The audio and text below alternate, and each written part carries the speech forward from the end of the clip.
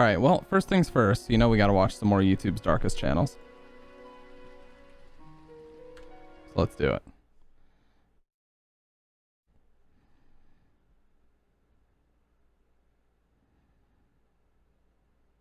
Or we could watch YouTube's darkest videos.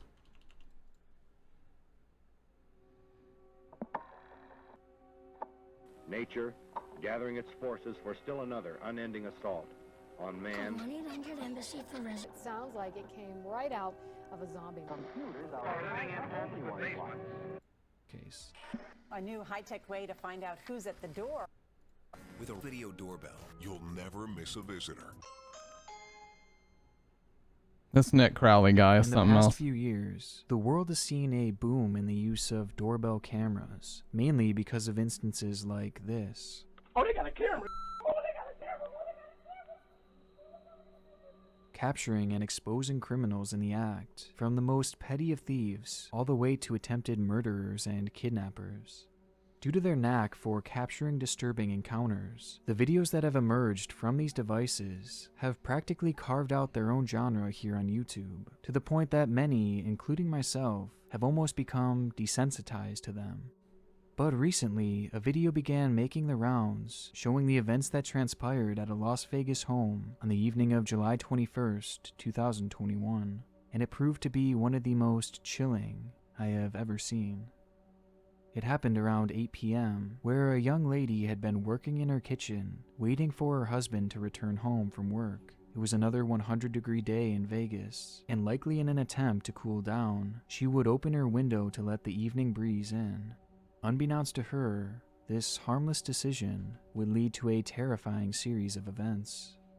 Outside of the home, a man had been wandering the suburban streets aimlessly, roaming throughout the neighborhood before stopping in his tracks. In front of him was the open window, and a clear view of the woman inside. It was a chance sighting that would lead to the man approaching the house and ringing the doorbell, where the camera would begin to record. Are you sure? I just rang your doorbell because I have a couple questions for you.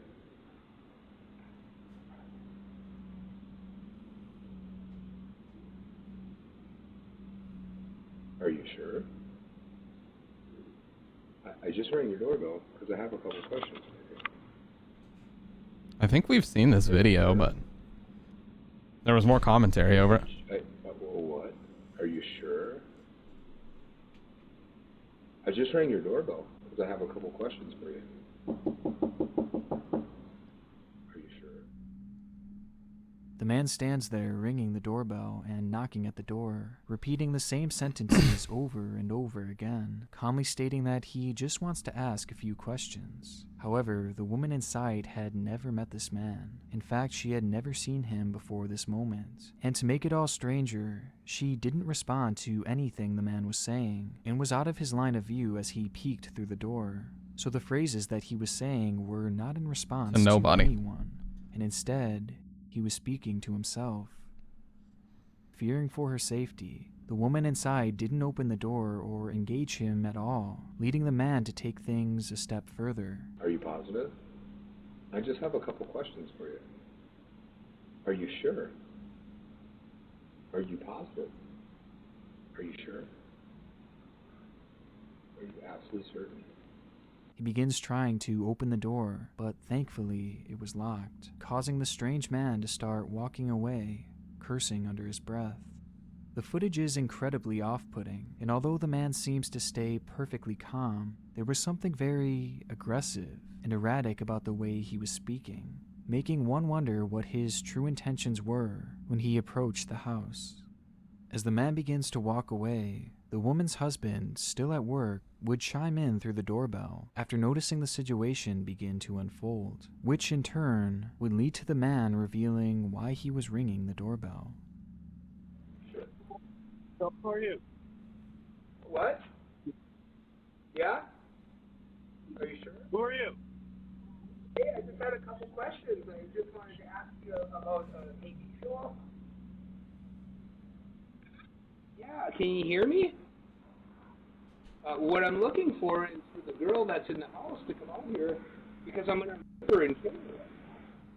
You have her open the door? I'm gonna rape and kill the girl that's on the other side of this door when she lets me in. It was no secret what he had planned for that evening. He outright says it, even revealing that he had the weapons to make it happen. I want to rape her and kill her because I have a knife and a gun. Holy shit. Yeah, and I'm gonna knock on her door again. If that woman had opened the door, or if that door had been unlocked, well, we know what would have happened. But thankfully, neither of those situations played out, and instead, the man walked away muttering the same phrases over and over Are you again. sure? Yeah, he was still saying that. What?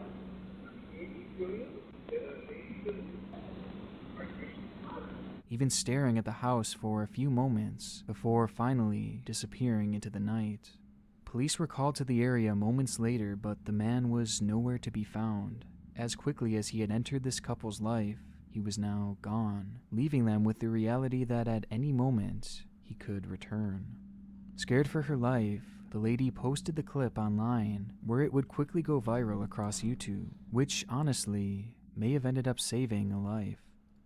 The following day, Jesus. a viewer of the video would recognize the same man walking in another residential area, in one that was not too far away from the house where the encounter took place. And after the police were called, the man would be quickly arrested before he could play out his disturbing fantasy. When confronted and asked for his name, the man would simply state that he was the Holy Spirit, and said nothing more. Though his real name was revealed to be Christopher Sums, a man who had passed charges of stealing, assaulting, and intimidating a witness, with his mugshot being nothing short of completely haunting. But what I found most surprising was the fact that he didn't always look like this. In fact, just a few years ago, he looked completely normal, and according to his LinkedIn, he had a fairly impressive work history and what seemed to be a good life, until for whatever reason, things spiraled in the wrong direction. As it stands, Christopher is being evaluated to see if he is mentally fit to stand trial, as many believe that he likely suffers from some kind of psychological condition, hence the repeating phrases and the strange behavior. Though his blatant and rapid change in appearance might also Drug point use. to heavy drug use, or even a combination of both. But regardless of what was behind his behavior that day, the situation and the subsequent video is haunting, and could have been so much worse had that door been opened. Are you sure? I feel like everyone's out to get me. Hello, this is Tababa Ooh, these transitions though.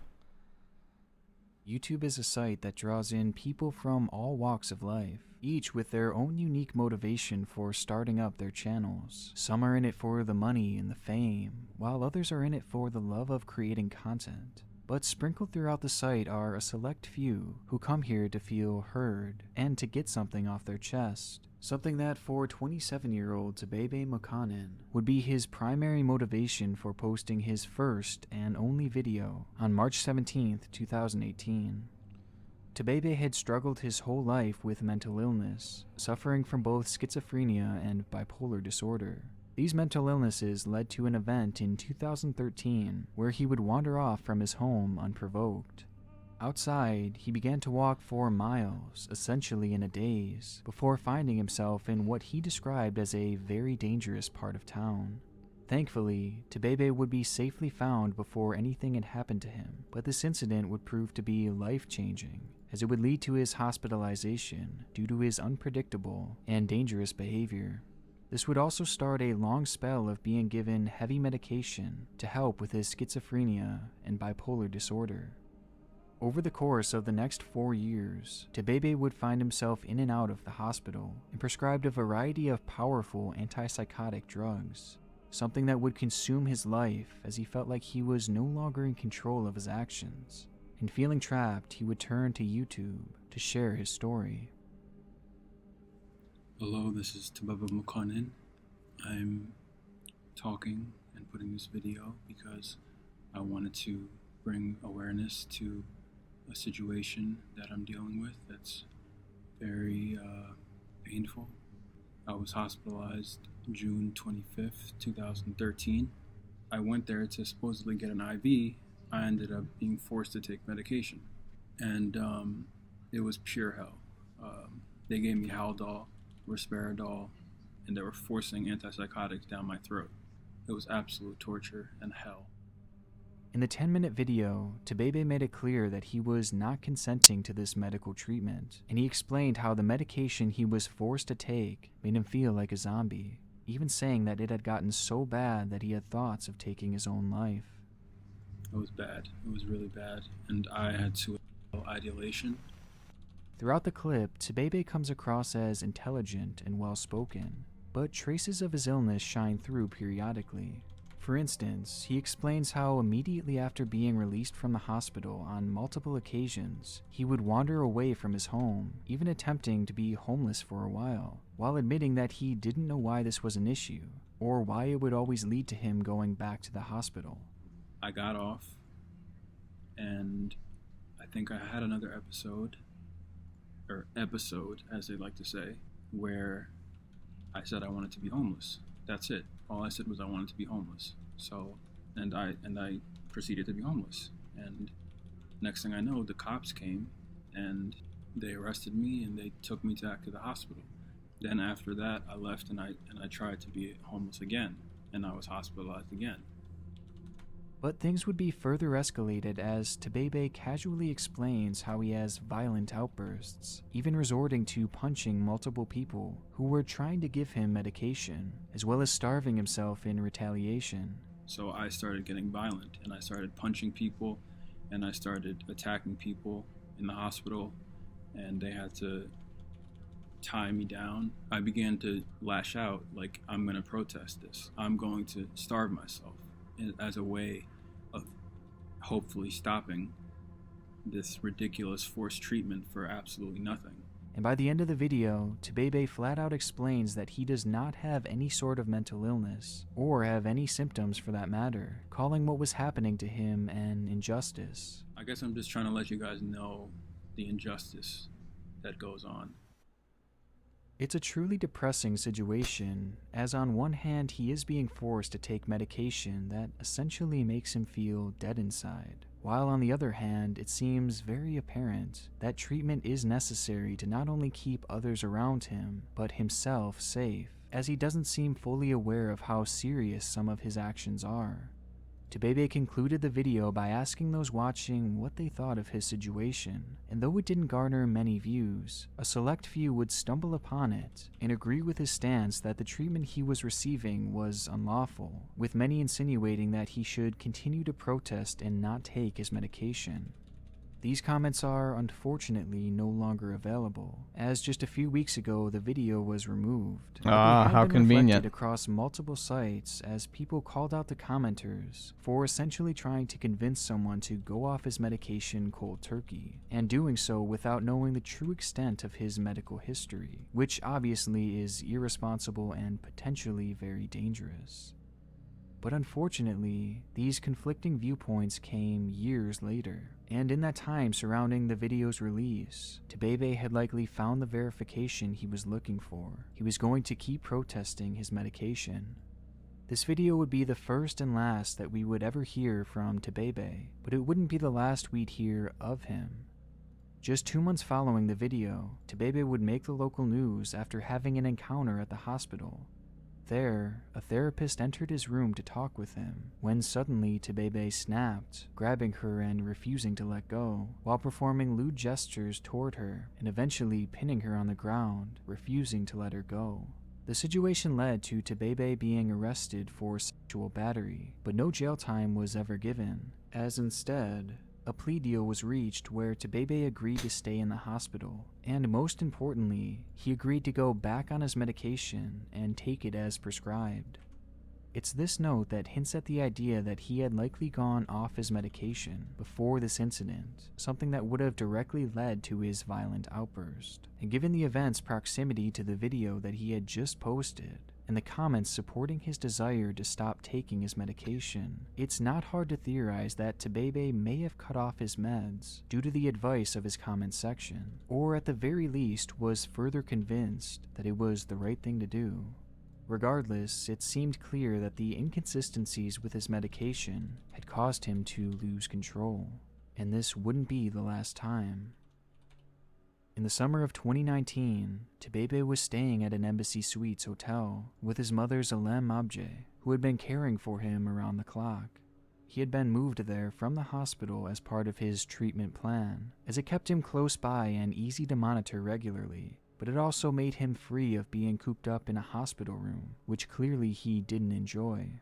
The change of scenery was likely supposed to calm Tebebe and his growing anger issues, but unfortunately, his violent outbursts did not stop there.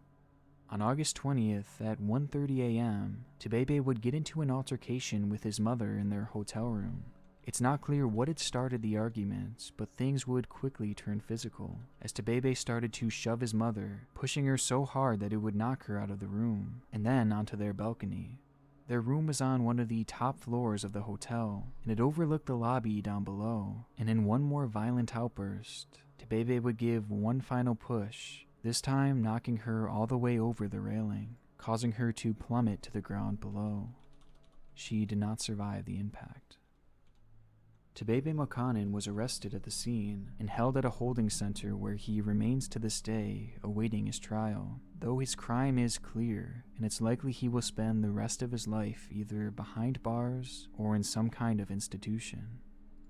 The events that happened on that fateful morning are still somewhat unknown to this day, though we do know the events that led up to it, and the years of hurt and anger that Tebebe had built up, as well as his inconsistent and dangerous use of antipsychotics. Oh, what's up, Sky? Give me just a second. I'm trying to figure out how to sign into Origin because apparently my Origin has been hacked or something, because the one that I registered with my email back in 2016 has the most random info on it. I mean, the ID on it is so weird. The birth date is wrong. Literally, the only thing that's correct is my email. Everything else is like just weird. Look at what my fucking username is. What the shit? And Stampede_G, which is what this was supposed to have been. It says I played these too, which is right. It just says it's already taken. So I sent a recovery email to Stampede G, and I'm trying to figure out which email it's on. I think it went to my phone. So if I can get signed into Origin, I may just have to make a brand new account. Then we'll download Alice Madness Returns. So give me just a sec. I'll let the video keep playing though. Which, unsurprisingly, it appears that he had again attempted to take himself off of his meds in the time surrounding his murderous fit, with this being used as the likely reason for his behavior that day, something that was telegraphed in one single video, which, looking back, almost foreshadows the tragic events that were soon to come, events that may have been further spurred on by the viewers watching him. The true miracle happened right out of a zombie movie. Our next video takes us across the world to the Philippines in mid-July 2014. The story begins on a tragic note as a family says their goodbyes to their 3-year-old daughter. In the days prior, the young girl had developed a severe fever, and without access to an up-to-date medical facility, she would pass away in the morning hours on July 12th. With no pulse and no heartbeat, the little girl was pronounced dead and taken home to prepare for the funeral, which would be held the next day. It was obviously a somber event, as the girl was placed in her casket and the lid was shut.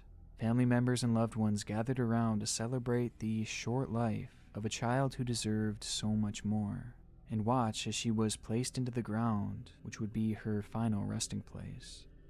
But before that would happen, one of the neighbors had been in charge of arranging the young girl's body before burial. Though something strange happened when he went to do so. Inside the coffin, the young girl's head began to move. It was a slight twitch, but in a panic, the neighbor checked for a pulse. Okay, so I did get the email. Her heart was still beating, and the young girl was breathing. One of the family members begins to record. It's my iCloud account. What the hell? Hits that the child was actually alive. What the fuck? When was I using iCloud?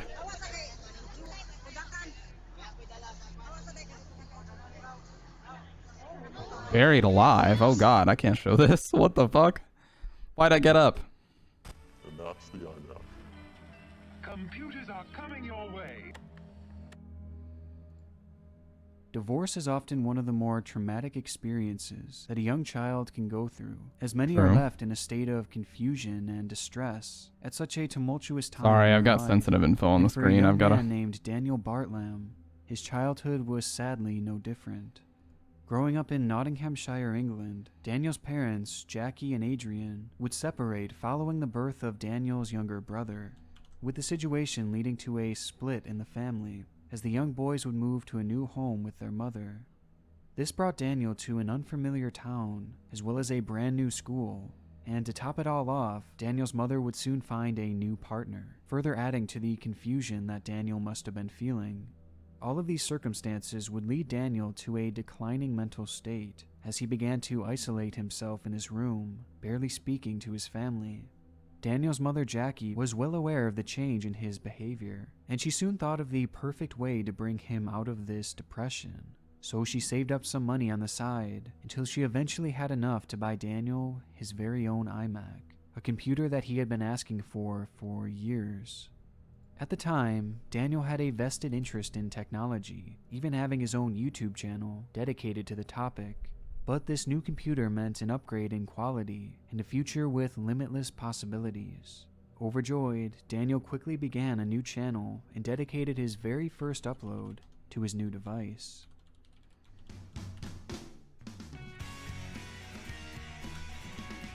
Okay. So I figured it out. Hello YouTube, this is Daniel EB1702 here, and it's finally happened. I now have an iMac, and I can now make bigger and better videos. The video is clearly nothing too special, as the quality is about what you would expect from a kid his age who was just starting out, and the following videos were much the same, with these uploads simply being compilations from a show he liked. It all may not have seemed like much, but this computer, along with this new channel, seemed to be the spark that he so badly needed, a new passion and a new outlook on life. But strangely, after just a few uploads, the account would go silent. This is something that happens all the time on YouTube, where a creator starts posting with high aspirations before abandoning their work, and it's typically due to a lack of success or just the overall busyness of life. But in Daniel's case, his reason for leaving was far darker, as right around the time of his last upload, he would experience the ultimate tragedy. On the morning of April 25th, 2011, neighbors of Daniel had reported hearing a commotion coming from his home. That commotion would soon turn to chaos. Jesus. The house suddenly erupted into flames, with smoke billowing out all sides. Through the commotion, Daniel would emerge from the home with his little brother and dog in hand, but his mother was nowhere to be found. Police and fire units arrived at the scene quickly, but were already too late, as inside the home they would find the badly burned and disfigured body of Jackie. And surprisingly, they'd soon notice that it wasn't the fire that had done her in, but rather she had been brutally murdered with what appeared to be a hammer. Holy The shit. scene was shocking and incredibly chaotic, but luckily Daniel had been there to explain everything. According to the child, a masked burglar had entered the home before confronting his mother. The confrontation then led to the anonymous person attacking Jackie with a hammer, causing her to collapse to the floor. He then says the intruder lit her body on fire, leading Daniel to grab his brother and dog and escape from the blaze, saving what remained of his family as the murderer escaped out the back. Daniel's story stood out for several reasons, mainly because it showed Daniel was a hero for saving his brother and Yeah, dog, I don't know if I and believe it that. showed just how traumatic that morning must have been for him, as in the matter of one day, Daniel had lost his home and his mother in probably the most devastating way imaginable. But his story also stood out for one other reason, with that reason being in regards to the killer. As police began their investigation, they searched and searched for any clues left behind from this supposed masked intruder, but they found nothing. No fingerprints, no footprints, no anything. And looking for any semblance of a lead, they started to search through Daniel's room, where through the charred remains, they miraculously found his computer in perfect working order. Authorities would search the child's device when they stumbled upon something. How to set, I bet it's like how to set a fire. It was a story that Daniel had typed months before in a Word document that was set as the scene of a soap opera that he had been writing. The story read, Daniel Bartlam, 1997 to 2047, the longest-serving male character to be on the show. The only place he couldn't get away with his deeds was with his mother, Jackie. So one evening, he made it look as though it was a break-in and murdered his mother with a hammer. Oh my and God. set her and the family home alight, but helped his brother out to safety and got his neighbors to contact the police. The story ends with Daniel lying to the police and getting away with murder. It was a shocking revelation, as his mother had been killed with a hammer and set on fire through what Daniel had described as a break-in, just as his story was written. And to make it all stranger, further investigation would reveal that in the days prior to Jackie's death, Daniel had attempted to delete the document, though he had failed to fully remove it. We're ready to play. And the findings went... Hopefully it works well with mouse and as keyboard. Countless screenshots and clips of a character from a show called Coronation Street were found on the hard drive, with it appearing as though Daniel had an obsession with this character, which proved to be rather interesting, as the character, John Stape, was a villain who had murdered another character with a hammer. With a claw hammer, the same weapon used on his mother. Investigators would keep digging until they eventually found the nail in the coffin, as it was revealed that in the days prior to the attack, Daniel had searched how to get away with murder. Dude, literally nowadays, how old was this? This was like 2011. If you Googled this right now, the FBI would knock on your door in like 2 days. No shit. Like they seriously filter Google search results. Like if you search how to make certain things, you know what I'm talking about. Hey, what's up, Dr. Red? If they search how to make certain things, by the way, I love your black sub badge. Sorry for my voice crack there.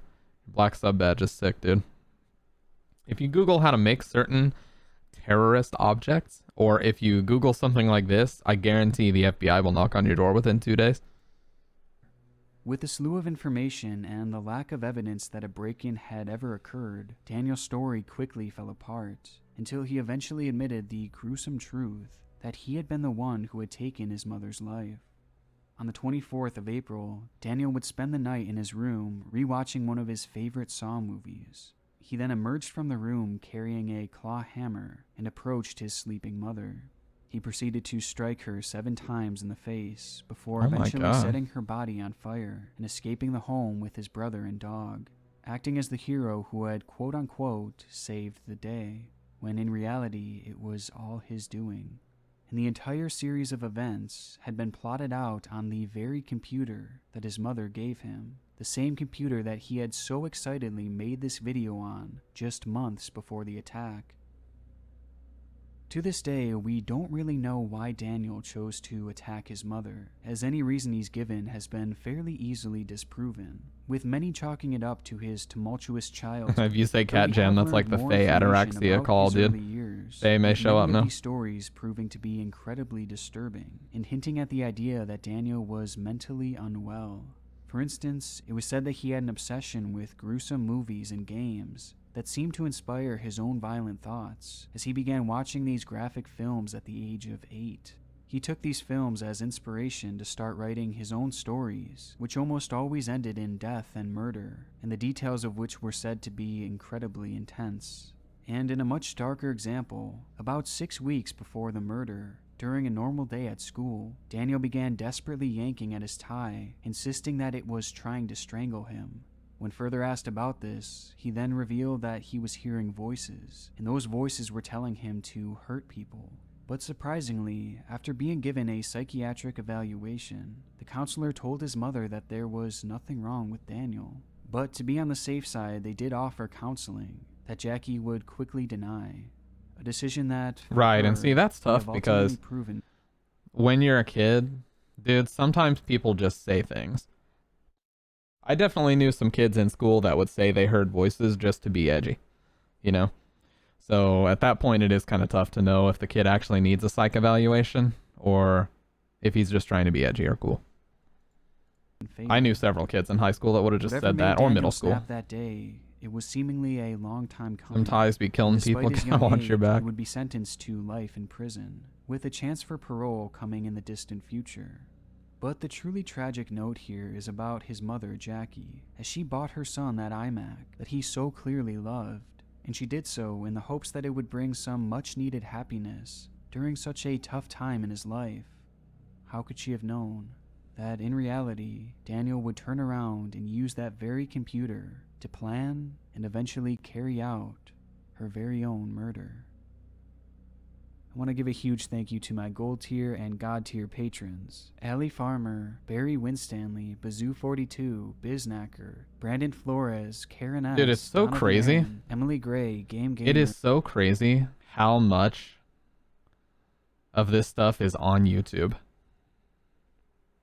That's the craziest takeaway from these videos, is how much of this stuff, like moments before murders happened and moments before crazy crimes like this happen, are all documented, you know, on YouTube now. Or at least we can find out like where the person was just posting innocent videos completely separate from those events.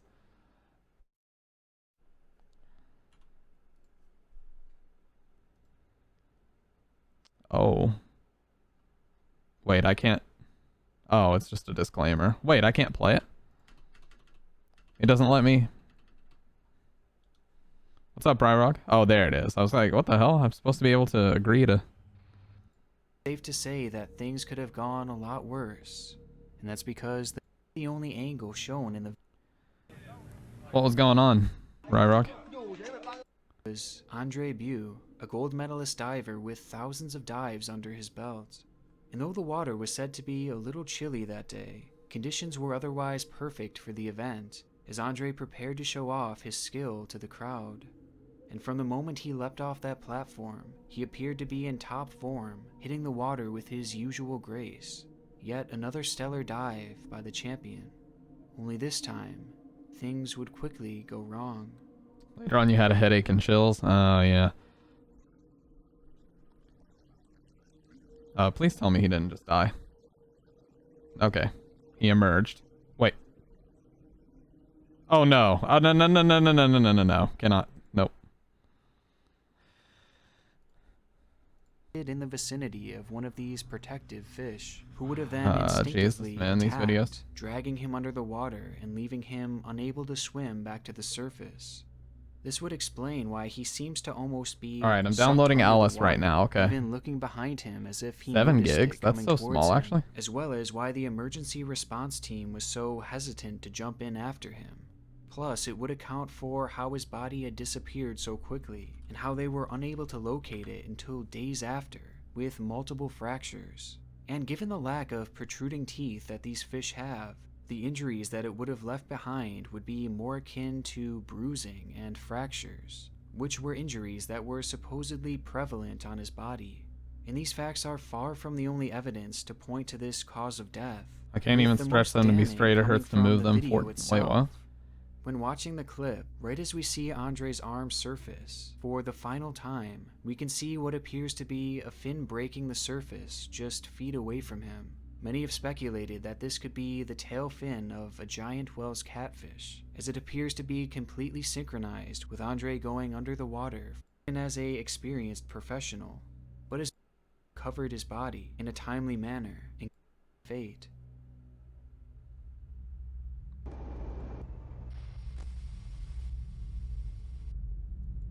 I remember a lot of kids will make depression seem cool. Depression is not cool. It sucks. I had gone through it for a while. Yeah, that's the thing that I was talking about. Like, they were talking about that kid and needing a psych evaluation.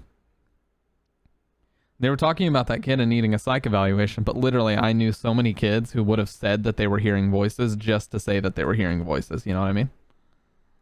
Sure, you know what I mean.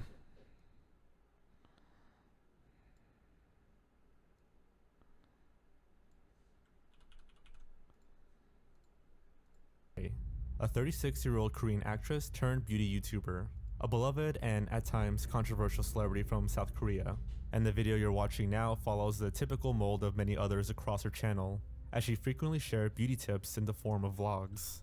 However, this video came with a twist, due to the fact that it would prove to be the last she'd ever post, as just 2 days upon going live, she would be dead, leaving behind a grieving family, thousands of heartbroken fans, and what some would claim to be a cryptic set of clues. It was the night of September 13th, 2020, when a friend of Oh In-hai checked in on the actress, only to find her unconscious in her home. Medical personnel were called, but by the time they reached the hospital, she had no pulse. And despite having been revived for a short period of time, she would sadly pass away on the morning of September 14th. The investigation that followed was a quick one, and equally as vague, with officials hastily stating that the actress had taken her own life, something that would be confirmed via autopsy the following day, with her official cause of death being cardiac arrest from a suicide attempt. Although details from this autopsy would never be released, and no further context was provided, leading to the story being forgotten, as many have accepted In-hai's death as an open and shut case. However, despite the autopsy being released, online speculation Dropping fighting games and picking up the weight / practicing more in basketball at least pulled me a GF for like 2 days, so it's working out, IG. Oh god, dude. Ryrog, can you please, no offense, but please don't mention your body being sexy. That's very uncomfortable. I'm just gonna remove that message. had only just begun, as internet sleuths began to notice a number of oddities, especially in regards to her social media use in the days leading to her death. Yeah, man, that I will say that, dude. There's always somebody out there for you. That whole more fish in the sea mentality shit, like everybody wants to say that's not the case, or some people are like forever, they have that forever alone mentality. Nah, man, there is always somebody, trust me. There's one person out there that unbeknownst to you is completely fucking nuts about you. Yeah? You just gotta find out who that is. Seemed to begin with that final video titled In-hai's Nightly Routine Skincare. The video itself was labeled as Volume 48, something she did chronologically with every video she uploaded. But strangely, In-hai had made an error with this final video, as her previous upload was 45, so naturally this video would have been Volume 46, instead of 48. A rather minor detail to nitpick, but it gets even stranger. Oh, you will, dude. You will. Don't worry about that. As the video plays, things take a sudden turn as a jarring glitch unfolds on the screen. A glitch that begins 48 seconds in and ends at the 1 minute and 46 second mark. 즉흥적으로 해보려고 카메라를 켰습니다. 아, 시원해. 아직 머리도 안 말렸는데 진짜 리얼로 보여주려고 정말 Okay, that's really disturbing. That gave me chills for some reason. That chest. 즉흥적으로 제일 첫 번째는 Ready to play. 화장솜에 묻혀서 The game's ready, guys. The video of In-hai randomly begins to buffer for nearly an entire minute in a bizarre and disturbing manner, as it gives the illusion of In-hai chopping at her neck over and over and over again. Oh god. And even more strangely, despite the audio track being consistent throughout this strange glitch, around the 92-second mark, you can hear what appears to be another voice come in.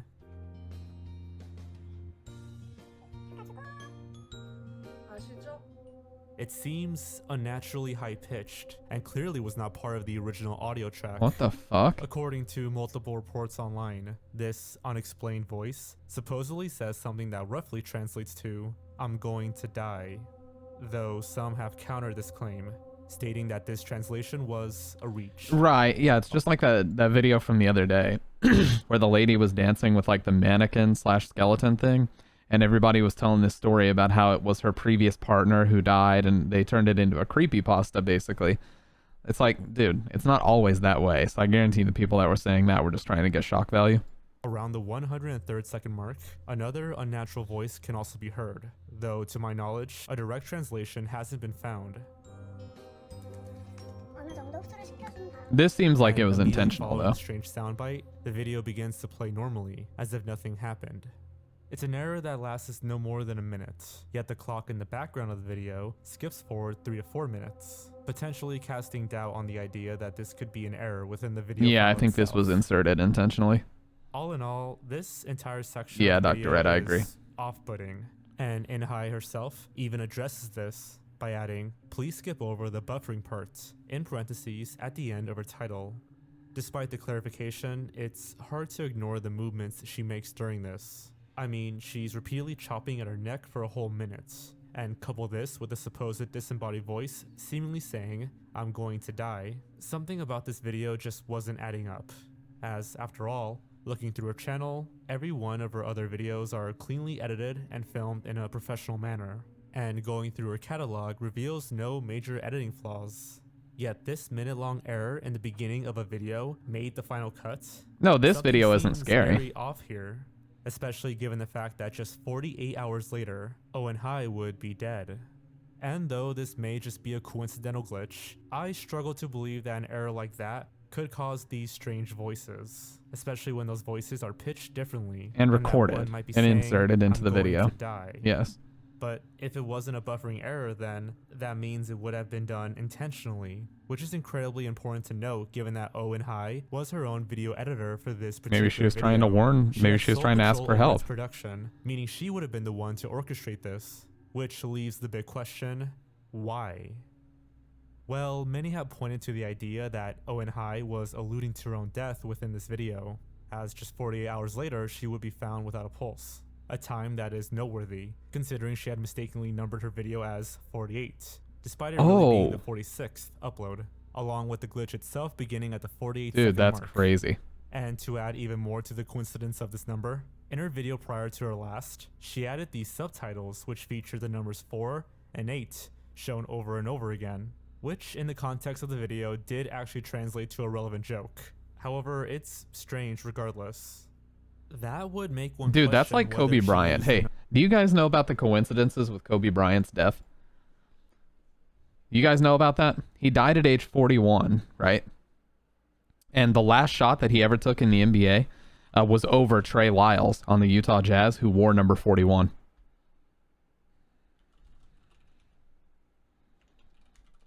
He also checked out of his final game with 4.1 seconds on the clock.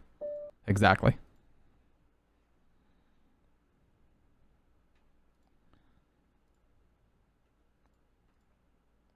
Right here. Kobe checked out of his last game after scoring 50 points with 4.1 on the clock, and he shot over Trey Lyles, who wore number 41 for his final shot in the NBA. His final jumper, I should say.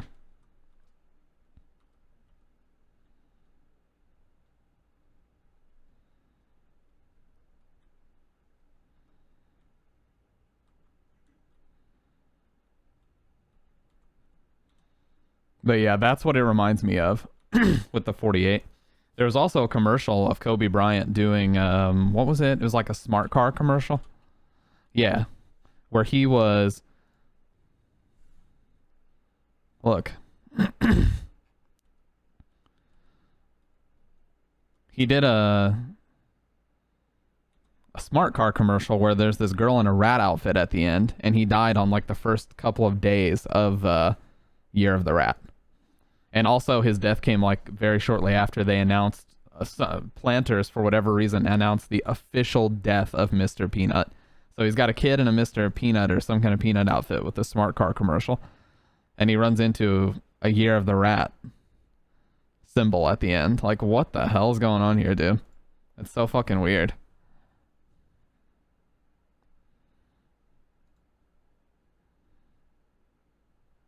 Mr. Peanut is dead in a fiery crash. Yeah, that's what they said.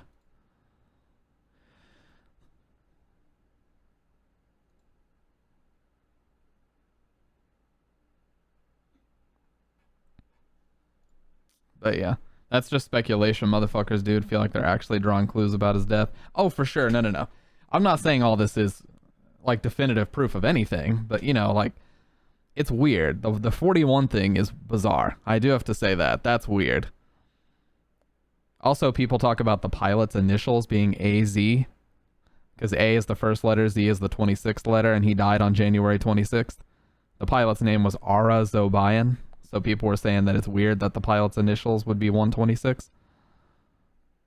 That, I think, is just what the fuck ever. I mean, dude's name is his name. How can he control that? But, you know, that's what I'm saying. Like, people just kind of say stuff like that. But anyways, let's continue this video. Number 48 to symbolize her impending death, especially given the movement of her comb and the video mistakenly labeled as 48. Glitch begins around the 48-second mark. 4 and 8 are spammed in second to last upload. She would be found without pulse 48 hours later. morbid voiceover. Dude, that's crazy. And the theories don't stop from there, as there were even those who thought that this wasn't a clue to her impending suicide, but rather it was a hint at her impending murder. This theory stems from her last Instagram post, uploaded on the night of her death, that simply featured a photo of a flower, but the caption is what interests most, as it translated to, "I guess everyone is seeing this, even the person who said I'm just a body," implying a piece of meat, and saying it's not the wording that he can even use till the end. "I think I have to expose you because of that one phrase. I didn't want to believe anything else that came out of that mouth." Tagged in the post was a prominent lawyer and frequent social media user named Hu Wang, a man who, even to this day, we're unsure of what his relationship was to Owen Hai. Much like the video she had posted in the days prior, this caption was extremely out of the ordinary for Owen Hai, as typically her posts were positive and cheerful. And after an hour of confused fans questioning her, Owen Hai would delete the post altogether. Around this time, Wang would also delete all of his social media, having gone completely silent. That's really since. suspicious. Quickly, it was speculated that In-hai was going to expose Wang for some type of misconduct, and in fear of losing his career, he went after her. This theory was backed up by testimony from In-hai's own family, who upon seeing In-hai in the hospital, noticed bruises all over her body, although this was likely a result of the hours of CPR that had been performed on her. Regardless of what the connection was, it is a bit odd that just one day after threatening to expose this popular lawyer, she was found unresponsive in her own home, and is again made more convincing given her final video, making it seem like she knew what would happen to her if she came forward against him. However, in actuality, Wang was never even considered a suspect by police, and it has never even been proven that the two knew each other, making it unlikely that he had any involvement in her death. And in actuality, it seems more likely that this final Instagram post, and even this final video, really just hinted at In-hai's declining mental health. Which brings us back to the idea that this video was made as a hint that she would take her own life. According to her own friends, In-hai had spent years in a deep depression that stemmed all the way He was back so to happy in that photo for whatever 2011. reason, yeah. That year, she became enthralled in controversy when she wore a revealing dress at a Korean award show. And though this may seem like a minor detail, this would actually lead to her eventual blacklisting from the Korean film industry. What? As she would receive less and less roles until 2014, when she would cease appearing in films completely, becoming a universally hated person in the country she lived in. So it's understandable why she would have been in a very dark place mentally. And given the taboo nature of mental health in South Korea, she likely did not have resources for proper therapy or medication to help deal with these feelings. Something that could have escalated to her acting erratically, and maybe even sending out a cryptic call for help, with Wang potentially having said or did something that would prove to be the proverbial straw that broke the camel's back. Or at the end of the day, it could all just be a huge coincidence, as, after all, practically all the articles we could find on this case are far from reputable, and many of the strange details could, at the end of the day, be chalked up to as confirmation bias. Plus, we've seen many online claims that it's very likely the mysterious voices being heard were really just her voice sped up for a comedic effect, to make some sort of sarcastic joke. A note that is easy to miss as a non-native speaker. Whatever the true meaning of this video is, it serves as a dark spot in the world of YouTube, with it having been mysteriously removed once speculation began to arise for reasons that remain Well, unknown, I don't know. I don't know making it what cryptic. YouTube's policy about this is, but I know they don't remove every deceased person's content and stuff, but I think if it has to do with like a homicide or a suspected foul play, then they'll go ahead and remove it. That makes sense. You wouldn't want that to stay on the internet. To one of Out of YouTube's respect for the family and darkest stuff videos. of the victim. I don't know, man. That's a weird one. That's a weird one. It's tough to say one way or the other what was going on there. She was hated by her country for wearing a red dress. Crazy. Yeah, for real. Oh yeah. So here's one more thing about the Kobe Bryant thing. Here's one more thing about the Kobe Bryant thing. So LeBron James, this was his first season as a Laker. And there was a game where he played dead. Okay. After this. And the person who fouled him is wearing number 24, which is Kobe's number. and his name is Kent Bazemore, so KB, like Kobe Bryant, same initials, and he's also a Laker now, playing with LeBron. See? LeBron getting an extra little second of rest here as the Lakers defense, especially led by Ron. The Lakers out to their first double-digit lead. Is there channels that talk about those weird coincidence and stuff? What do you mean, Dr. Red? Oh, coincidences. Sorry. Yeah, there's plenty of channels. But yeah. Also, wait. These are Kobe shoes right here. Who's wearing these? Okay, it's not Bazemore. No, it's fine, Dr. Red. I needed to learn what you're saying. But yeah, Kent Bazemore fouled him. KB. Any channel recommendations? Well, if it's about basketball, Cosgrove would be. Cosgrove makes a lot of videos like this. Other channels.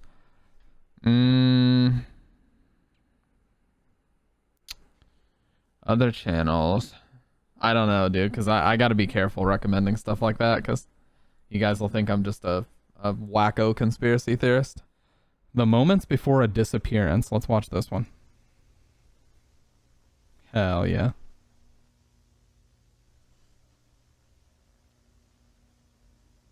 It's okay, Mag. We're here for you.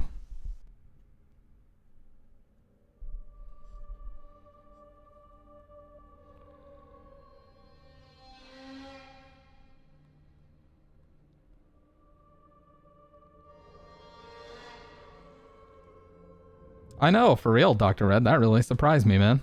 That really surprised me. In a good way.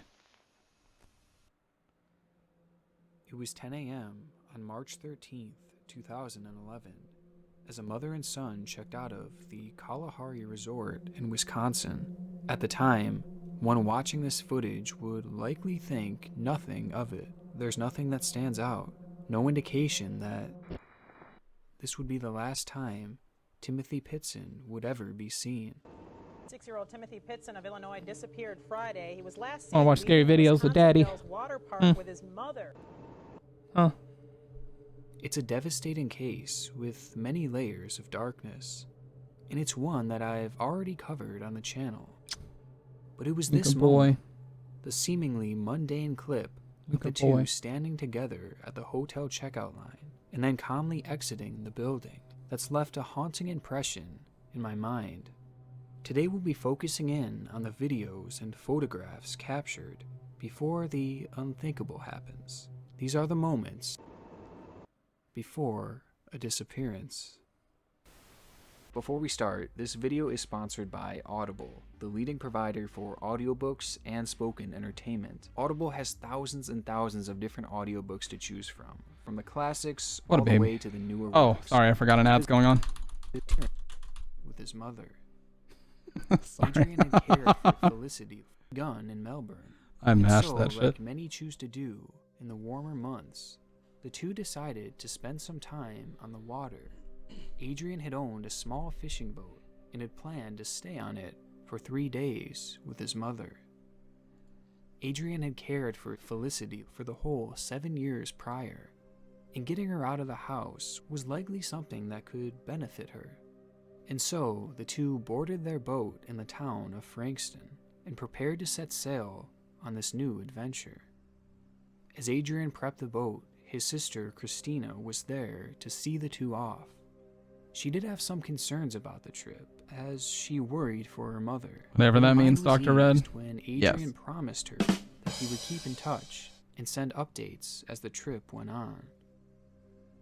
To commemorate their weekend getaway, Christina snapped a picture of the two as they settled into I've never been on the water like that. Seemingly prepared for their time at sea. Hi, buddy. This was the moment right before they disembarked on their trip. Hi, buddy. This was the moment before their disappearance. Christina would receive a text from Adrian 2 days later saying that the two were having a good time that didn't last long. We have new details tonight on the mystery disappearance of an elderly woman and her son, last seen on a small boat near Frankston. The next day, their boat was found 24 miles away from where they had launched, submerged underneath the water. Adrian and his mother were nowhere to be found, and only one of the life vests on board remained. Extensive searches of the area were carried out, but still there remained no trace of the two. The mother and son pair had vanished. Now at a glance, this case seems straightforward. Some type of accident, potentially caused by the unpredictable conditions of the sea, caused the ship to capsize, throwing the two out to sea, where they likely would have stood little chance.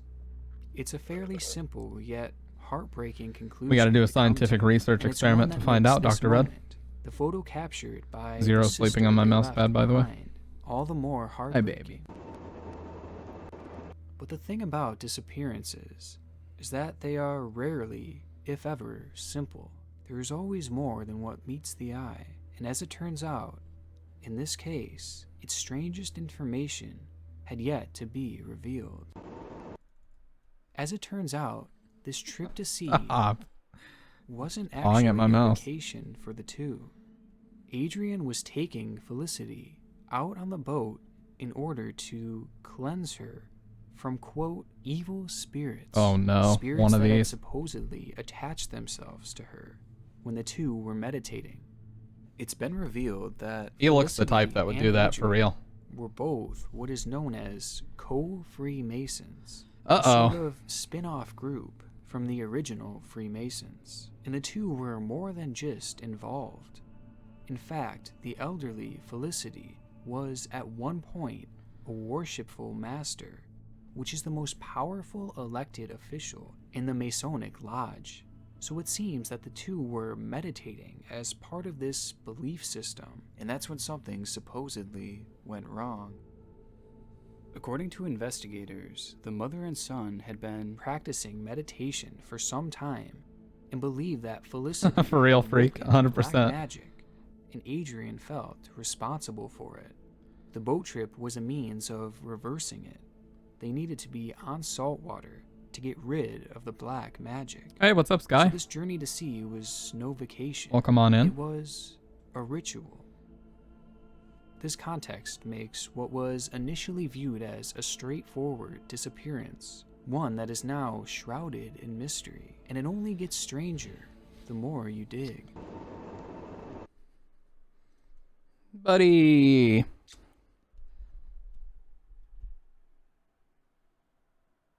Thank you, Will.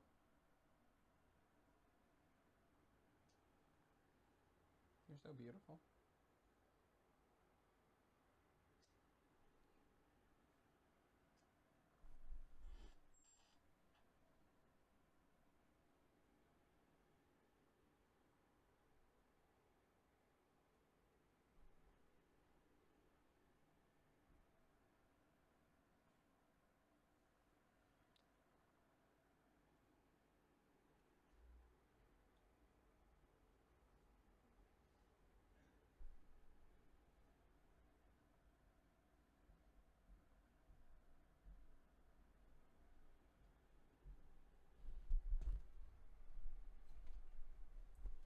He'll actually fall asleep like that. It's now come forward that the boat only had half a tank of fuel when the two had departed, an amount that surely wouldn't have been enough for a 3-day trip. It was also found that on board the boat there were no sleeping quarters, with it being determined by investigators to not have been suitable for sleeping or living on for a 3-day trip. And not to mention, Felicity was very frail. 3 days at sea on a small boat doesn't sound like a great idea to begin with. Hours in the beating sun, and then the harsh cold of the nights. These are conditions that could really take its toll on an elderly person. But then you throw in the fact that there was nowhere to sleep, it just doesn't make sense. And to most, it seemed that this was a trip that was set up to fail. Sounds like a sacrifice or some shit. Look at that guy. The entire thing out. Some believe that he never intended on having his mother survive the trip, and that it was all part of the ritual. Maybe Adrian believed that his mother was too far gone, and completely consumed by these spirits to the point where it couldn't be reversed. And out of fear for his and his family's lives, he killed Felicity and dumped her body into the ocean. But if this was the case, then where did he go? Again, this is a question yet to be fully answered. But upon investigation, something Dr. Red? Yes. strange was revealed. Just weeks before their trip, Adrian had bought a second boat. A boat that is currently missing to this day. It's possible that Adrian used the second boat to escape and staged the scene by purposefully capsizing to make it look like the two had been lost at sea, potentially with Felicity on it. Or maybe the two simply escaped in the second boat together and wanted to make it look like they had gone missing in a freak accident. It's a strange case with such a concerning backstory that many feel something sinister must have happened out there. From the trip that was supposedly planned to fail, to the evil spirits that Adrian believed to be inside of his mother, to the second boat that had been bought right before the trip and is now missing. But this case has one more secret, a secret within the final picture taken before their disappearance. In the last few weeks, it has been revealed that investigators have been exploring the possibility that in this photo, Felicity Loveday was actually already dead. Oh Jesus, and they like posed In the her? photo, Felicity appears to have her eyes shut and is looking extremely pale. Oh no. Investigators also have noticed that her hands appear to be clenched, which could be a sign Rigor of mortis? rigor mortis. I knew it, dude. Or the stiffening of the body. Many have chimed in online, including morticians and hospice care workers, who agreed that her body does appear consistent. Yeah, Mag, where's your seen question? with their own patients. I'm waiting for it as If well. Felicity truly was dead at the time of this photograph, then that means Adrian must have carried her onto the boat and sat her there. Which means that rather than killing Rigor mortis is when your muscles stiffen up after death. Felicity, Adrian may have been planning on dumping her body as part of this ritual, as she may have already been gone. But there is one more side to this all, the sister who snapped that final picture. In the days following these reports, Christina has come forward and adamantly denied the claims. According to Christina, Felicity had actually been suffering from dementia, and she would frequently fall asleep as she was used to spending the majority of her time napping. So she believed that it was likely her mother had just dozed off. Plus, Felicity spent the majority of her time indoors, so she was naturally already extremely pale. So for now, whether Felicity Loveday was alive or not in her final picture is still a mystery, as well as what truly happened on that fateful boat ride. Hopefully someday, the truth of this case will be revealed. But for now we're left with a chilling picture. A photograph that only leaves us with more questions. A photograph that, for now, remains the last moment this mother and son were seen on camera. Plug it into one of the USBs down there, maybe? On that power strip?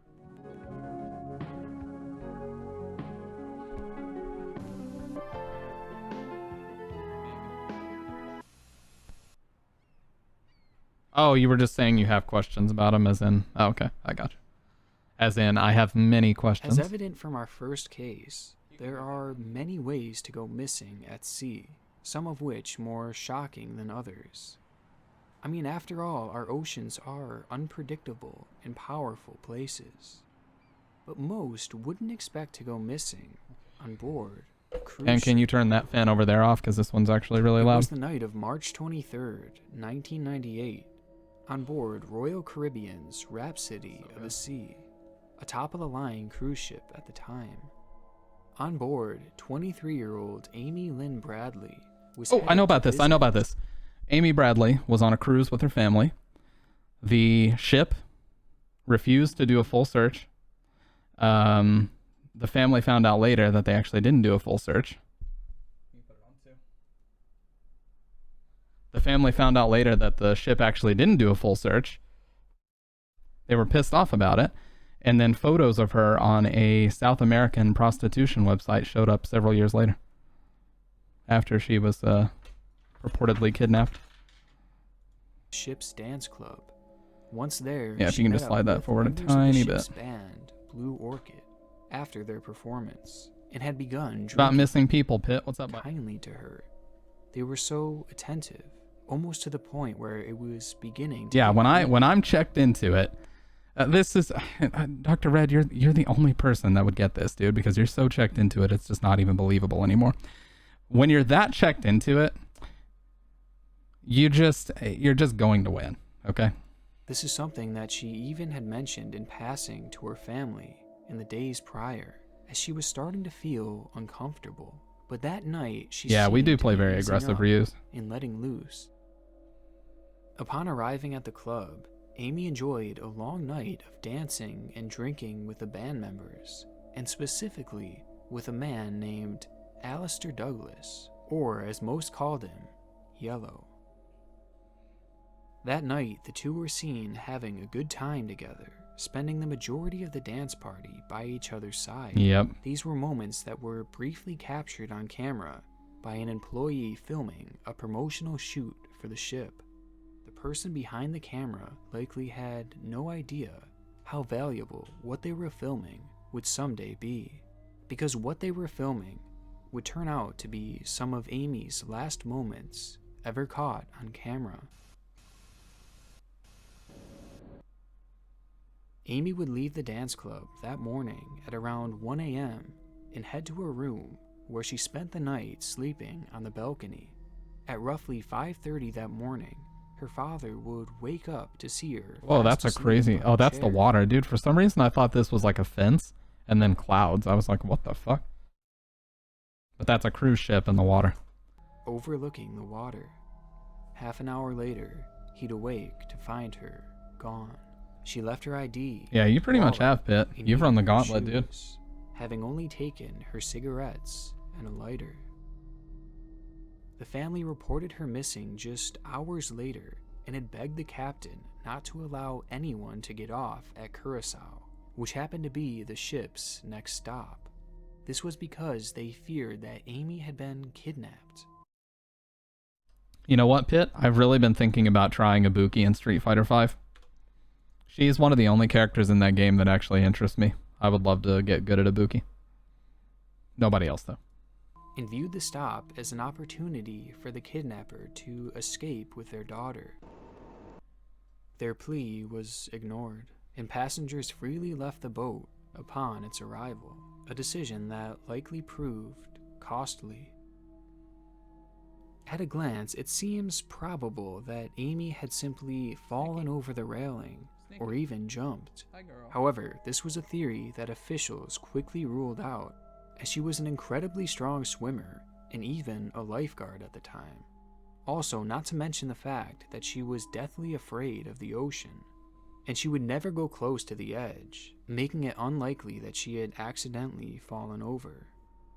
And if she did commit suicide, why would she do it in a way that ended with one of her greatest fears, the ocean? With that, and Yeah, the this fact that there was captain no was a piece of evidence shit to about this. suggest that she had fallen over, investigators decided that it wasn't plausible. Instead, they believed that Amy may have been kidnapped and smuggled off of the ship in Curacao. It's a theory that's even backed by multiple reports of someone matching Amy's description being spotted on the island.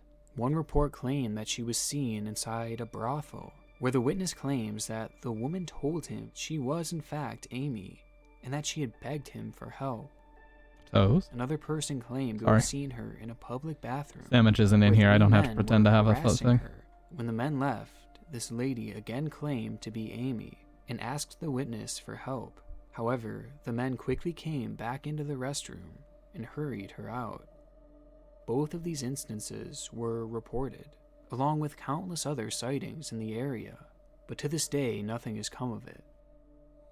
But if these claims are to be believed, they would point to the idea that Amy wasn't just kidnapped, but that she may have also been trafficked. Abducted. Yep, trafficked.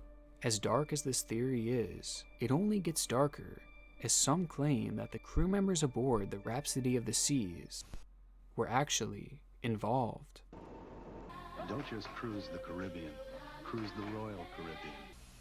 From the family's account, we already know that the crew seemed to be giving Amy special attention, something that she had even reported feeling uncomfortable with. Also, remember Yellow? The man who Amy was dancing with and was also a member of the crew.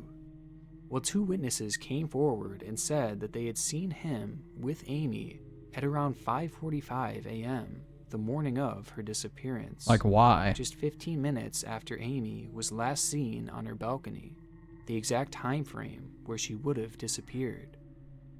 Also, Yellow had actually apologized to Amy's brother for her disappearance, saying, "I'm sorry about what happened to your sister." Before he knew. The issue was that at the time he said this, only the captain and security had been told that she was missing. It's also worth noting that when Amy was reported missing, the ship's officials refused to not let people off the boat, and instead they claimed that they would search the entirety of the boat. But they didn't do it. A search that eventually yielded no findings. Well, it would be revealed shortly after that this wasn't actually true, and rather than the extensive search that they had claimed to have done, they only ended up scanning the most popular areas of the ship without doing any real searching. The FBI even noted this and did their own comprehensive search days later, but at that point, too late. It was likely too late. And there is one more detail, one that truly stands out. On cruise ships, there are photographers that come around and take your photos, and they do this throughout the entirety of the trip, and then post them on a wall where you could browse them and buy them. There were over 2,000 people on that boat, all who likely had their pictures on these walls, and Amy was no exception. However, the night before her disappearance, every single one of Amy's pictures had been removed, and to this day are unaccounted for. Yep. With the very they probably burned them. of the ship claiming they have no idea where they could have gone. Out of all the people on board, Amy was the only one with missing photographs. If the trafficking theory is to be believed, then it's highly likely that these pictures were taken in order to be used to sell her. It makes this moment, a moment That's actually where really scary. Amy seems so happy, that much darker, as many believe that the man she is dancing with had his hand in kidnapping and selling her. Whether it's true or not, what happened after these moments remains a mystery. But as it turns out, Oh, I mean, you beat my ass bit, so you definitely showed me. that Amy would be captured on camera, with the final chapter of this story proving to be its most devastating yet. In 2005, the parents of Amy received an email containing a photograph of a lady lying on a bed in lingerie, a lady that looked a whole lot like Amy. To make matters worse, the person who sent the photo in claimed that they had seen it on an escort site, thus adding more fuel to the already terrifying theory that Amy was in fact a victim of human trafficking. A theory that all began on the night of March 23rd in a cruise ship's dance club.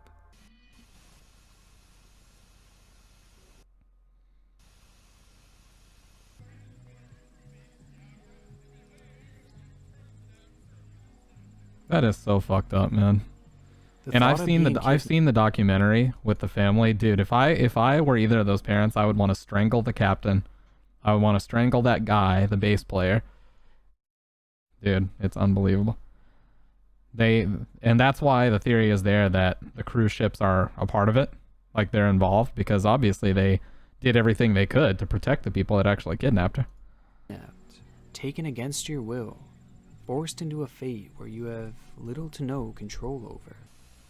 It's something that's always terrified me, and unlike Amy's case, there are many examples out there of kidnappings being caught on camera, the exact moment someone was taken.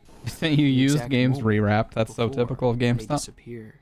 Most notably, on November 12th, 2019, Hey, we've seen this doorbell video. camera captured what appears to have been the kidnapping of a girl in a residential neighborhood in LA.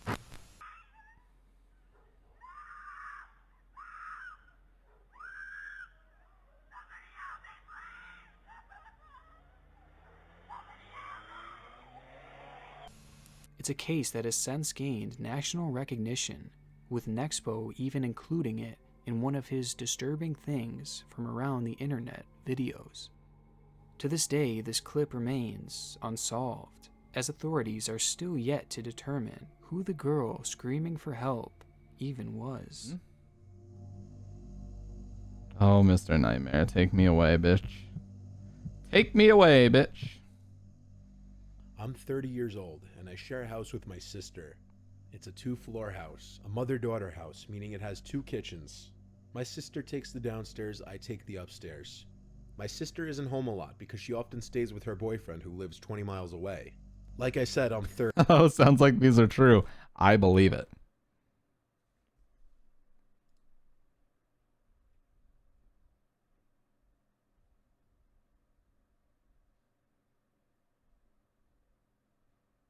Yes. 30. I shouldn't let being home alone ever freak me out. But, admittedly, sometimes it does. Kevin McAllister. This happened on a night that I was home alone in my living room watching a scary movie. My part of the house is an open layout, so the living room, dining room, and kitchen are all one big space. My couch is in the middle of the space, so as I watch TV on the couch, my back is to a large part of the room behind me. What, are you saying the stare down's too intimidating? I have coffee, by the way.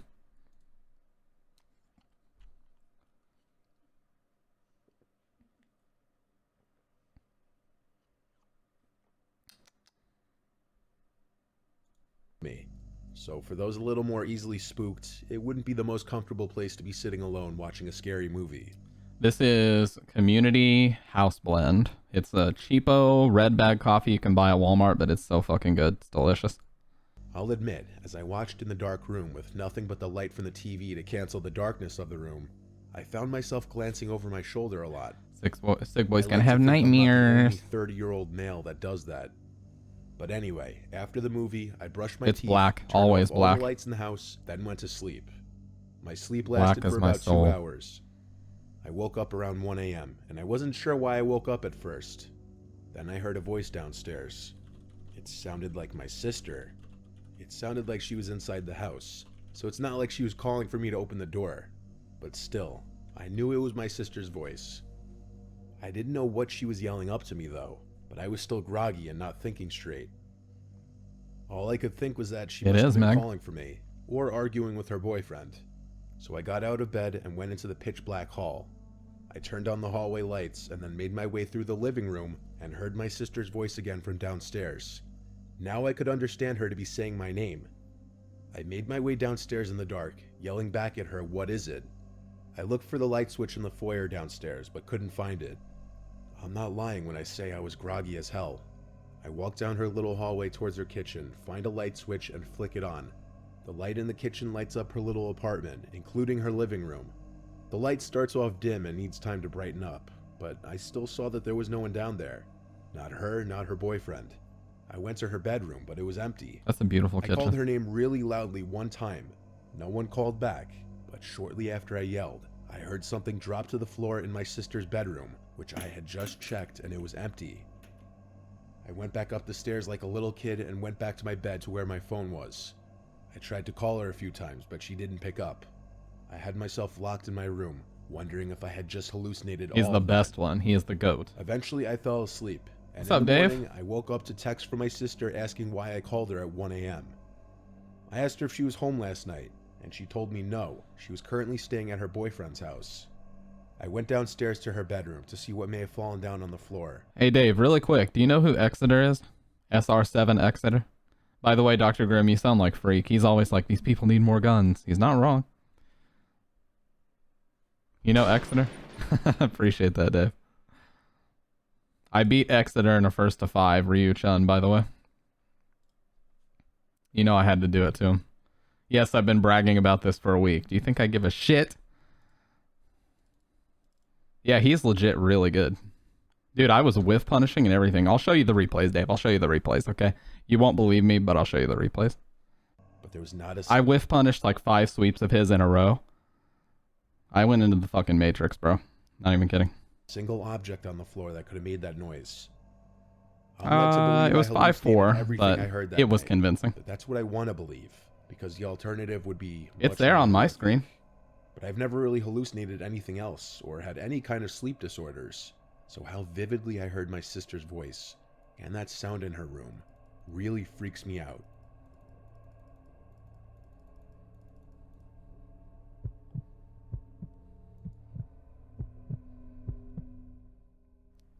I was left home alone a lot as a kid, just due to the fact that my mom was single. Chillis is very, very soon, Dave.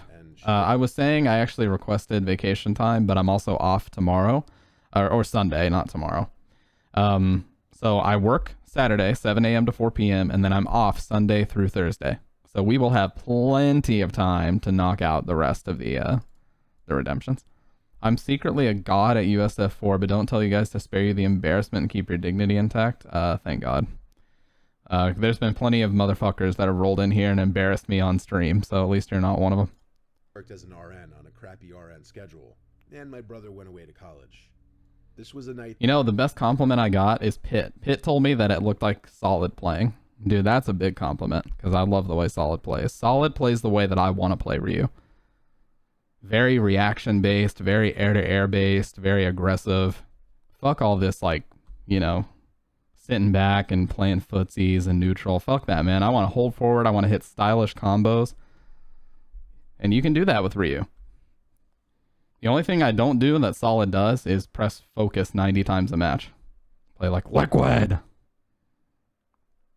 Solid presses focus like 50 times per match and gets lucky on crumples. I don't do that.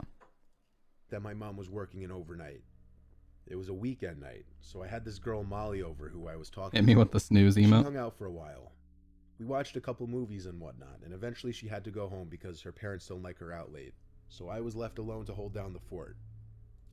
I continued to watch TV in my room and bed. My bedroom is upstairs next to the backyard, so when someone dragged one of the chairs on the deck outside, I heard it. I got up and looked out the window, and I saw someone sitting on one of the deck chairs down below. I called Molly's name thinking it was her. After all, she'd only left under 10 minutes ago.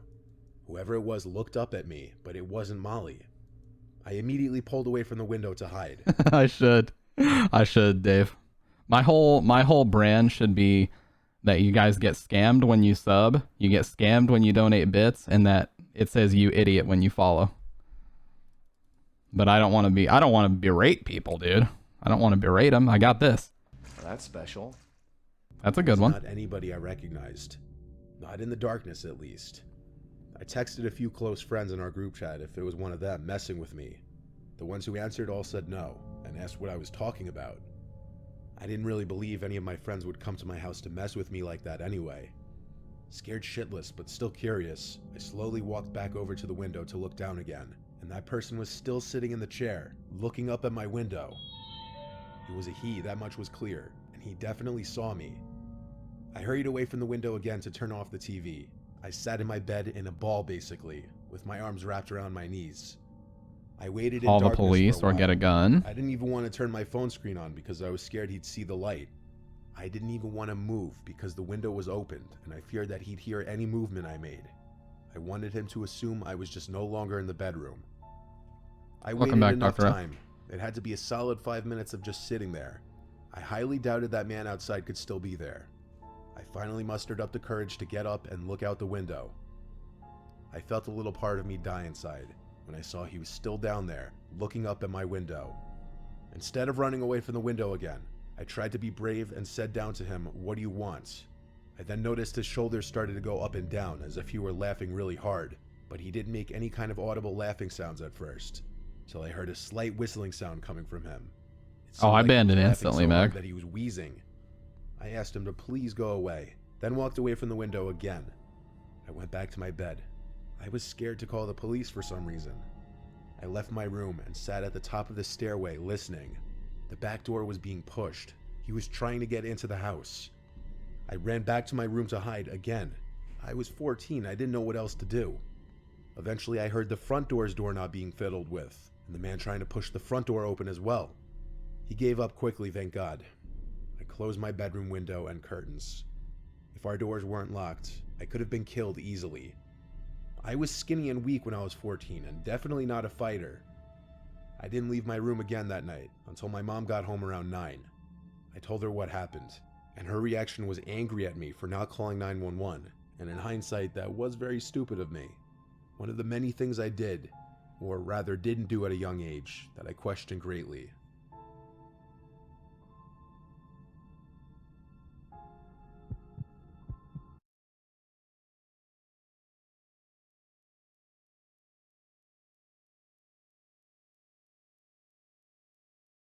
Sorry, I was having Bridget add, I'm so exhausted from working kids, going to bed, good night. Hey, be safe, good night, Dr. Grimm, appreciate you hanging out, dude. And yeah, get some rest, man, get some rest. Dr. Red, you're just like revolving door right now, lurk back, what's going on, dude?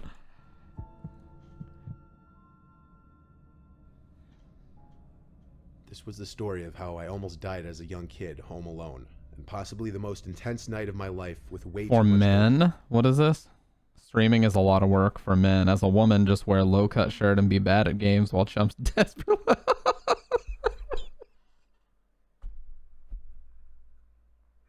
while chumps desperately try to backseat game. Fucking sweating, heaving, leaning in toward the monitor trying to backseat game. going on. We're a family of 5. I was 10 Dave. at the time. What are we gonna do about My you? older brother was 14, my little sister was 5. It was a Friday night. My brother was out Tell with me, his dude. friends causing trouble, clearly, because a dreaded phone call came to my parents. All I remember was I was in my room playing a Star Wars video game when I heard my mom start freaking out crying. I got really scared and hurried to see what was wrong. My mom was on the phone with the hospital, calling to inform my parents that my brother had gotten hit by a car. Obviously, we were all shaken and really scared. My brother's leg was broken, but I don't know what else was said on the phone. All I know is my parents hurried to get their coats on and got my little sister from her room and asked me if I was okay to stay home alone. I said yes, and they hurried out to the car and left.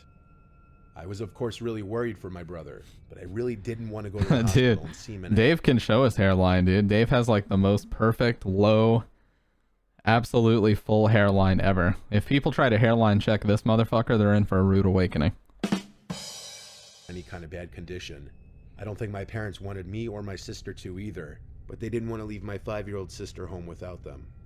It's worth mentioning my brother recovered just fine, as his injury is no longer relevant to the story, other than it being the reason why I was left home alone on a Friday night. Before my dad left, he was trying to calm down my mom, telling her he was going to be okay. So seeing my dad like that made me feel better. Same, Meg. I had a feeling my mom was just being overdramatic like any mom would be. I continued playing the Star Wars game for a couple more hours, when I heard the front door open. I had my bedroom door closed. By this point, it was easily past midnight and past my bedtime, so I turned off the TV and PlayStation. Yeah, but you could probably, sick boy, you could probably just look up like online study guides, and that may help you a bit more than trying to actually intake 353 pages worth of information. I guarantee you could probably look up a study guide and get more useful practice in than that. But don't listen to me because I don't know how it works in Canada. And crawled into my bed with my Game Boy. I tried listening to hear my parents' voices, maybe hear if my brother was with them or just hear what they were saying, but I didn't hear anything. After a few minutes of not hearing them even come up the stairs, I had a feeling something was wrong. I went to my door and quietly opened it, then walked over to the ledge and banister that overlooked the living room. The lights were off, but there were 3 tall people standing in my living room. They weren't my family. I was so petrified that I was frozen for a second. I love that shot. Before I could quietly walk back into my room and shut the door as quietly as I could in my trepidation. But it wasn't quiet enough, and I knew it. They had to have heard the door click shut, even if just slightly. I hurried to my closet door, opened it quietly, stepped inside, then shut the door. I had myself sitting behind a bunch of the boxes and bags of clothes that were stuffed in my closet. I was actually pretty covered from view. There was this short period that felt like forever that I was anticipating my bedroom door open, and it did. And at that moment, I knew I was going to die. I heard footsteps walk into the room. I couldn't tell how many people. It may have been one, it may have been two. I heard the footsteps. Okay, I can't tell. You guys have to tell me if my corners are getting pushed back.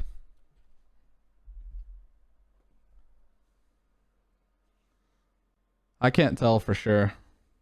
I think it's just my haircut.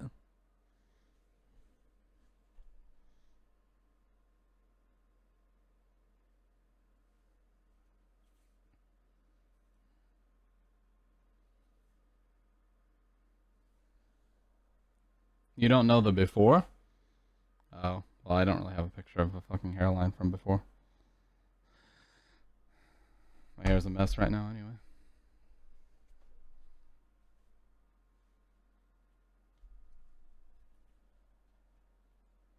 If you are caught with a firearm and don't have proof of bringing it to a range, what's the men on your mom's side hairlines like? They've always been really good. Like my one of my uncles, one of her brothers, kept like basically a perfect hairline into his 50s. So moved to my bed. Then I heard my covers being played with. Then silence. You're blaming your More kid. Footsteps towards the closet door. Then silence for a few seconds. And then the closet door opened. My heart was in my throat by this point. All I did was sit quietly and hold my breath. The door was open for a really long time, but I didn't look up. I didn't move. It had to be a good 20 seconds of silence before the door closed again. Footsteps walked away from the door, then out of the room. I finally looked up, and I just realized, from where I was crouched down behind the bags and boxes, I may have been visible to that person. It wasn't until probably an hour that I heard my parents return. I ran downstairs to them. The front door was left ajar by the people who broke in, and they had stolen a number of valuables from our house. It was a night that just went from bad to worse for our family. I've had break-ins. My parents were in such a rush when they left for the hospital that they apparently didn't even lock the door. I was lucky to have not been killed or kidnapped. I look back now and really wonder if the person who opened the closet and just stood there for 20 seconds saw me hiding in there. Maybe he was just a guy that came to rob a house, not to kidnap or hurt a child. Or maybe he just didn't see me, and I just narrowly escaped death or injury. In Missouri, they have like gun and porn shops. I wouldn't be surprised if they had a gun and liquor store that sold meth out the back over there. Dude, that would be my state for I sure. was home alone for an entire week one time. I definitely live in a K-Kona state. No shit. Teenager living with my parents, which was a rare occasion since my parents don't go out a lot. My mom's rich friend Patty invited my parents on a trip that she was paying for. I'm an only child, so I was left alone in the house. We lived in Newark, Ohio, which is in Licking County. Yes, our county was actually called Licking County. My parents' old house had woods in the backyard and was on some quiet road that only a few cars would pass per day usually. Pass. I love his accent. We had a huge deck in the backyard overlooking the woods and a decently large backyard. We even had a little fish pond and above-ground swimming pool. This was on a Thursday night. I remember because I had conversations with friends about plans for the weekend that day. This was in July of 2013. I was out on the deck smoking weed with my speaker playing music. Weed! Okay. Nope. He mentioned the devil's lettuce. I'm not watching this video anymore. Just kidding. That's about the time it started. I thought I heard a voice from out in the woods. I lowered the music and listened for a little bit. It didn't repeat, so I raised it back up. When the music was loud again, I heard a voice from out in the woods again. This time I turned the music off completely and listened for longer. There was a voice calling from the woods again, confirming I wasn't just hearing things. It was a male's voice, saying, "Hey, over here." It was kind of distant, but not too far. The woods were anywhere from 20 to 30 yards away from the deck, and that's where the voice was coming from. I didn't think in a million years it was someone calling out for me, though. Rather, maybe just some kids playing manhunt or something. The voice called out again, "Hey, over here, we need help." This time I realized the voice was too deep to be a kid. And when a voice yells out, "We need help," obviously that'll always be slightly concerning. I was getting a little bit uncomfortable. Dude, listening to these stories, though, makes me so paranoid about everything. Like, if I ever have someone in my life that's asking me for help and it's dark outside, I'm gonna be super paranoid about it now because of these videos, whereas normally I would try to stop and help. Because now I was questioning if these yells were directed at me. Oh, I love the shot. Now I heard the voice yell, "Straight in front of you, please come help us." And the voice was coming from straight in front of me in the woods. Now I had a feeling this was directed at me. I reluctantly called back, "Who is that?" And they responded, "We just need help, we're stuck in the woods." What? I called How are back, you stuck? "What does that mean?" And the voice replied back, "Just please come help, straight in front of you." I got out from my seat, walked down the steps of the deck onto the grass, and proceeded towards the woods. Why? I called out, "I'm coming, where are you?" The voice replied instantly, "Right in front of you, I see you." I replied back, "Wait, are you alone or with someone?" There was no answer this time. I stopped in my tracks about halfway towards the woods. I had a bad feeling in my gut about this. I started walking backwards, back towards the house and the deck. I didn't even want to turn my back to the woods, because it took me that long to realize there was something very suspicious about this situation. I made it back to the deck, and the voice didn't say anything else. If they truly saw me and this was real, they would have said something like, "Where are you going?" at the very least. True, yeah. They knew I was onto the situation, but who even knows how many people were in there? Could have been 1, could have been 3. All I know is getting stuck in the woods makes absolutely no sense, especially if he or they were able to literally see me. Like what? We're stuck in the woods. Yeah, how are you stuck? I went inside the house and locked all the doors. Under a just to be tree or safe. what? I chilled in my living room for a bit, still high, and I think that's why I was more trusting at first, because of how high and relaxed I was. Then though, I heard the voice again from outside, closer now. Some guy was in a ditch with his motorcycle. It was out in the country dark. Cell phones weren't a thing yet. My mom stopped and screamed out her window at him. She drove to her dad's house, and when they went back, he was gone. Something roughly similar. Oh, so he was asking her for help and trying to get her to come closer or whatever.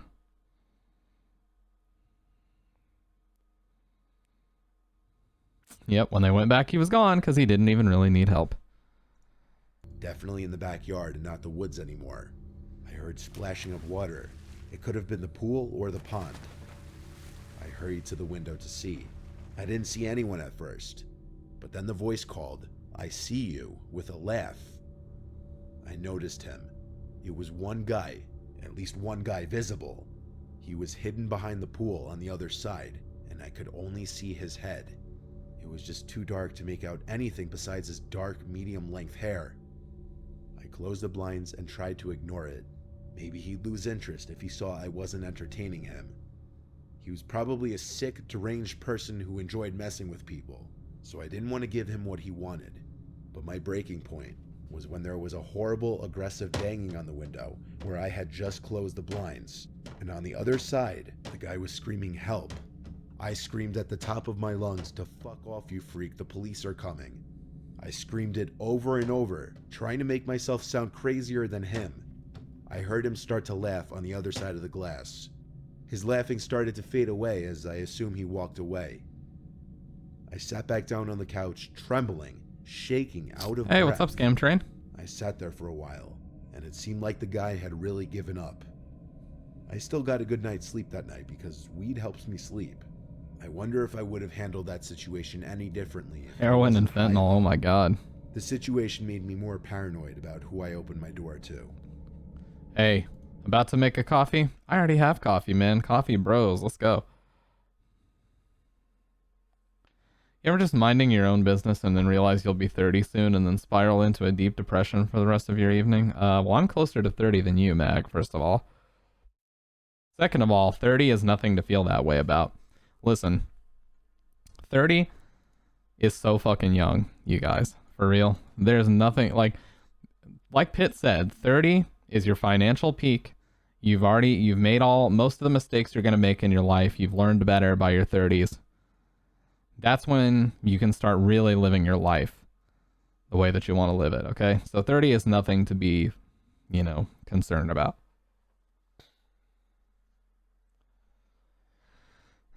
That's why I don't worry about being 30, man. Like, I watch plenty of YouTubers. Like, most of the beginning quote-unquote YouTubers, as in the guys like the Tobuscus people. I mean, with all his bullshit, never mind. But, you know, most beginning YouTubers, like,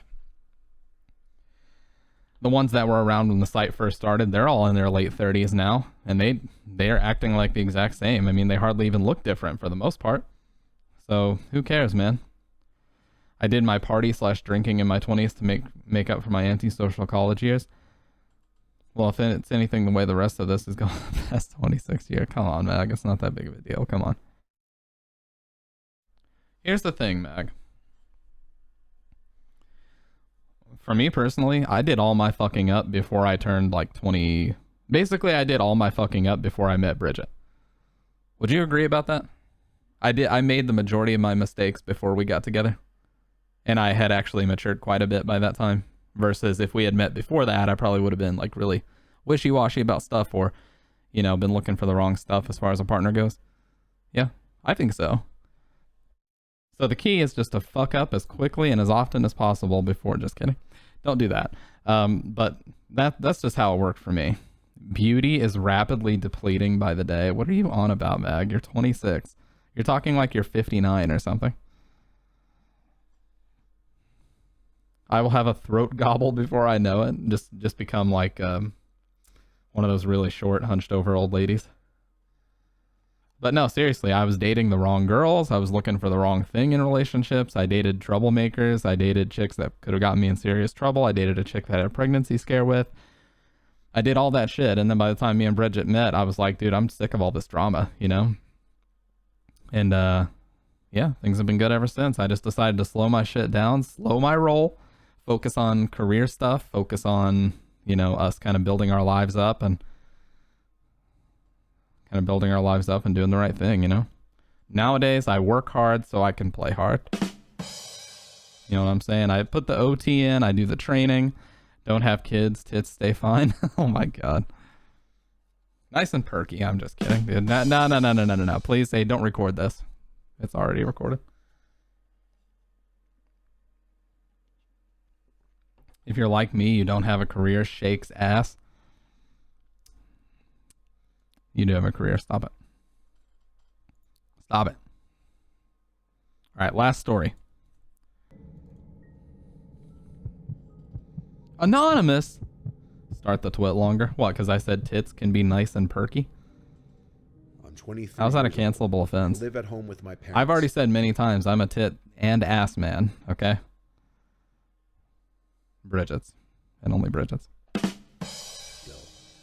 One day they were both not home, and I was outside playing basketball in the front yard. At some point while I was playing, I looked up at one of our upstairs windows. Oh, God. And saw a woman standing there. Not my No, mom. I wasn't talking smack. I said I'm a tits and ass man. And then I said Bridget's tits and Bridget's ass. What? I tell the truth. Are you know it's true. What are you on about? Why would I say it on stream? Because you're not here to be embarrassed by it. Listen, I'll take the shit. I'll be the embarrassing one. Did you hear her laughing, by the way? Not my sister. It was a random woman. I guess when she saw me looking at her, she dipped away from the window. When I went inside and upstairs to check the lounge room, I'm all she about wasn't it, anywhere. I checked tell the every truth. single room I could. I'm too Every honest bedroom, sometimes. The bathroom, every closet. Then I checked the downstairs, which included the living room, kitchen, dining room, one bedroom, and more closets. Finally, I checked the basement. And They heard you highly cackling. doubted she could be down there. It's a small basement with a couple couches, a bar, and 2 closets. There weren't many places for someone to hide. But when I opened the second closet door, I was incredibly scared, as I didn't know of any other What the places hell's on the someone could be screen? hiding in the house. This was the last What the fuck is this? This looks like Night of the Living Dead or some shit. unchecked spot that I could think of. Yeah, Harry I yanked Potter and the door open audacity as of if this I were bitch. ripping off a band-aid. And like I did with the closet before this one, I right away pushed myself into the closet just in case that woman was in there and I'd have the jump on her. But all I pushed myself into was a bunch of coats and coat hangers. I was so confused. I This wasn't gonna game is on question my PS5, sanity, yes. though. I definitely saw that woman and I knew it. It wasn't the kind of thing you would just so vividly imagine. I went back to the middle floor and screamed very loud that whoever was in the house needs to get the F out. Oh, he did I not actually just say the screamed F. so loud that our next door neighbor came over and asked if I was okay. I told him that I literally just saw a woman at our upstairs window watching me play basketball. He came in and helped me search again. When we couldn't find her, I was left to assume that she snuck out through the back door, which I did unlock after all when I went to grab the basketball from the yard. So my neighbor left. I locked all the doors, called my parents, and told them the crazy story, and they weren't too thrilled. But they asked me to make sure nothing was stolen. I did just that, and luckily it seemed anything that was worth something was still in place. So now fast forward to that night. I went to sleep after checking the house one more time just for peace of mind. It was hard to fall asleep though. My mind was racing for obvious reasons. Yeah, I would not be able to fall asleep after Most that. people can't relate to seeing a stranger at their window inside of their house.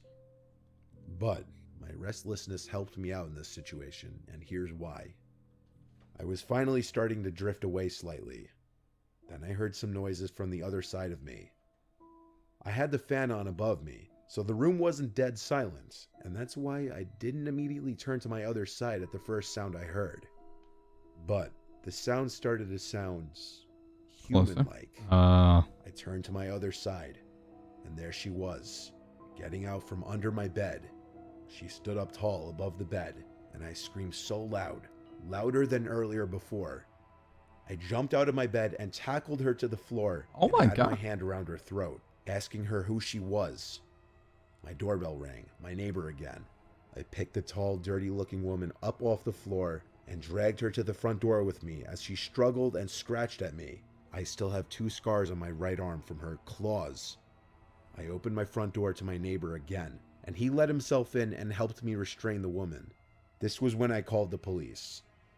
The whole time we waited for the police, the woman was screaming and cursing at my neighbor and I, threatening us too. The best way to put it, she looked and acted like a meth head currently suffering from withdrawals. When the police arrived, one of the officers knew exactly who the woman was. Yep. They had dealt with her multiple times before. Her name was conveniently Karen. It was satisfying to watch her be brought into the back of the police car. I let my neighbor know how grateful I was for him coming so quickly to help. And that night, my mind continued to race. But instead of being completely freaked out, which I still was a little, I felt this overwhelming feeling of satisfaction. And I can't fully explain why. I'd be relieved, because what if you fell asleep and she just did whatever? I mean, obviously she was there to steal everything you have to try to sell it to get more meth. And yeah, you guys have a great rest of the night. I will talk to you tonight. Goodbye. Thanks for watching. Make sure to follow StampedeG on Twitch. Links are down below.